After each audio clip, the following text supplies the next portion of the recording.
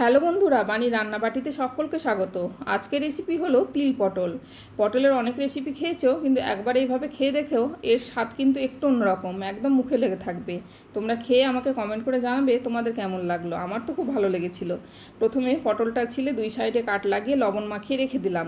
এরপর মিক্সিং জারে 4 চামচ সাদা তিল, 4টে কাঁচা লঙ্কা দিয়ে জল দিয়ে মিহি পেস্ট করে রেখে দিলাম। ঝালটা এখানে তোমরা নিজেদের পছন্দ অনুযায়ী দিবে। এরপর কড়াইয়ে সর্ষের তেল গরম করে পটলগুলো দিয়ে ঢাকা দিয়ে মিডিয়াম টু লো ফ্লেমে লাল লাল করে পটলগুলো ভেজে তুলে নিলাম।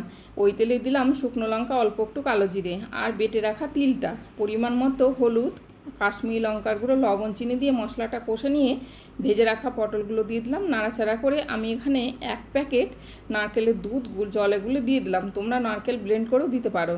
এরপর 5 মিনিটের জন্য ঢাকা দিয়ে রাখলাম। ঢাকা খুলে ঘি গরম মশলা ছড়িয়ে দিলে রেডি আমাদের তিল পটল। আজকের মতো এখানে রাখছি, চলো টাটা।